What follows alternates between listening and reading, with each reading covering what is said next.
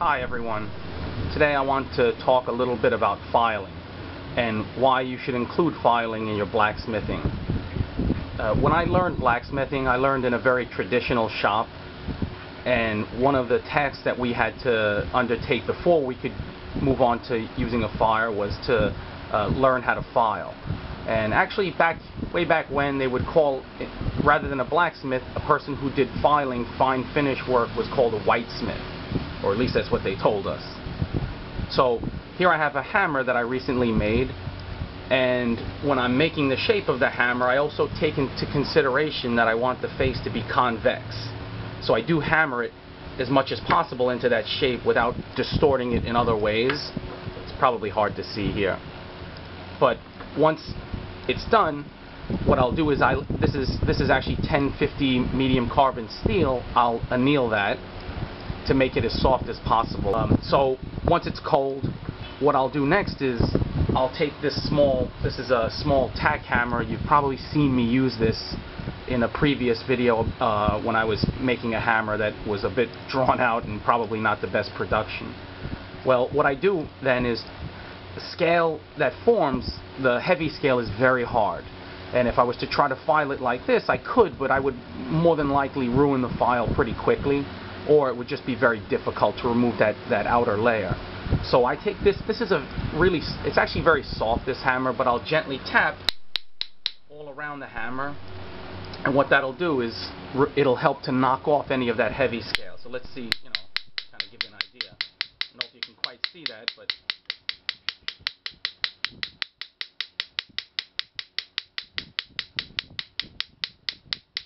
so you can see, I mean, it's probably hard to tell, but, well, no, actually you can see that, some of that heavy scale is starting to be removed.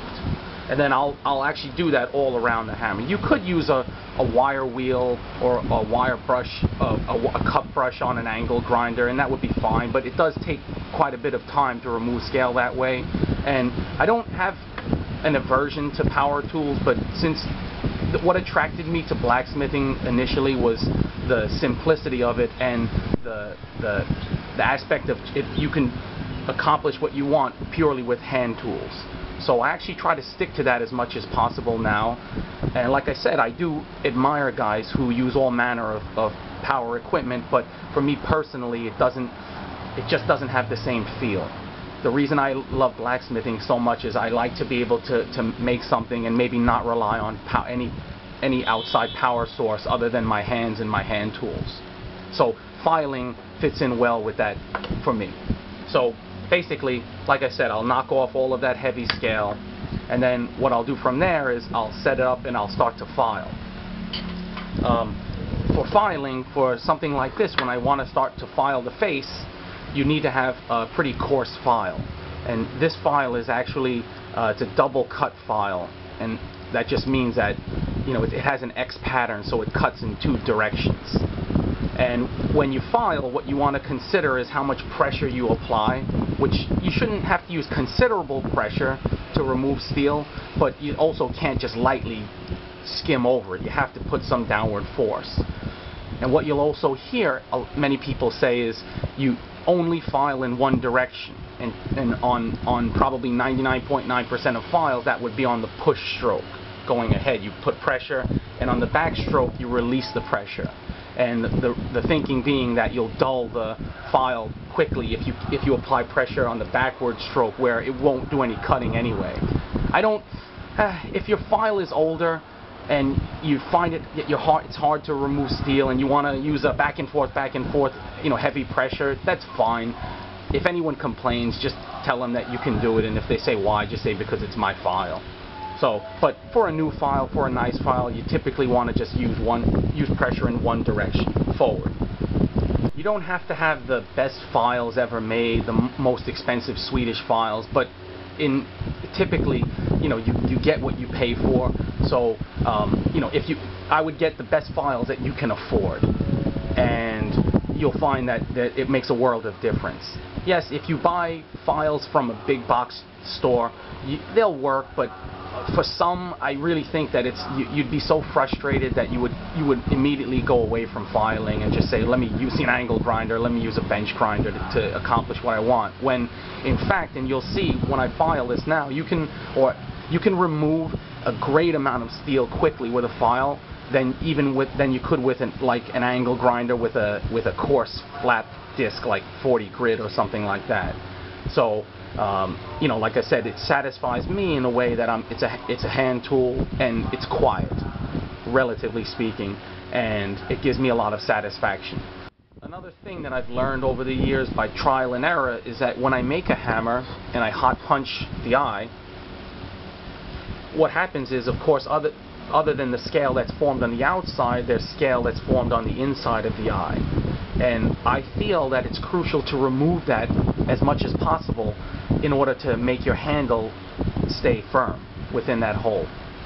So what I might do is, or what I typically do is, I'll take a needle file like this and I'll work inside of there as much as possible and knock off the heavy scale, because what I found in the past is that if you were to use let's say an adhesive to secure handles, or a combination of maybe adhesive and a wedge like I do, is if any of that scale breaks off, then you lose contact with the inside of the eye, and so your handle is more prone to coming loose. So I find that I've had a lot of success when I work as hard as I can to remove any of that heavy scale that's within the eye. It's also recommended that you don't use oil on your files, or your files might have a tendency to clog. What I like to do is I'll rub some soapstone or other chalk on a file, and that'll help it to glide along smoothly and help to remove any chips that might get lodged. Another thing that you should have when filing is a file card, or you could probably call it a file brush. And it's nothing more than a very short, very stiff and fine bristle brush. And that just helps to remove any of the filings that might get trapped within the file. So you just gently brush that along, remove those, and that will help you to progress much more quickly. Alright?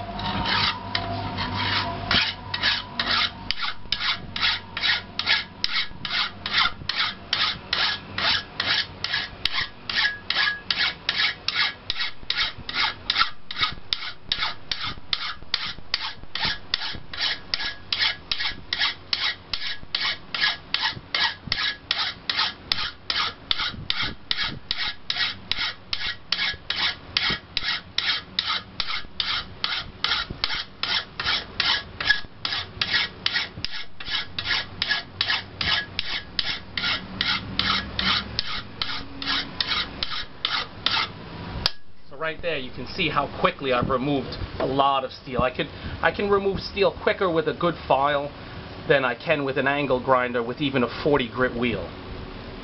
But of course it's just a lot harder to get a fine finish. So I'll flip that around. What I like to do is to rotate the piece, because most people, their mechanics will make them favor one side more than another, or put pressure on one side more than the other when working. So you just want to make sure you switch the piece around to try to even everything out. Also, this is 1050 medium carbon steel, but a key to proper filing is that this has been annealed. After I forged out this shape, I left it in my forge to cool for hours, and it's now soft enough that I can remove it fairly easily. If this was hardened, it would be a lot harder to remove. And in fact, you'd probably ruin your file pretty quickly. You don't need to have the most expensive Swedish files, but a decent file will definitely help you to do the job right. The right tool for the right job.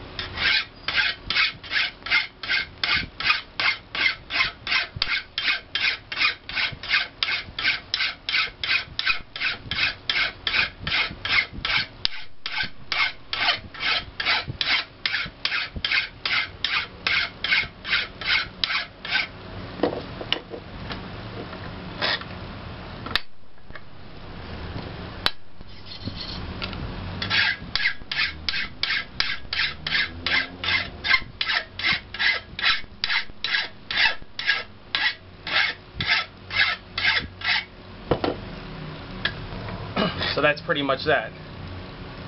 So you can see how quickly I've removed a very fair amount of steel, and I've given it a more convex shape that is necessary for most hammers.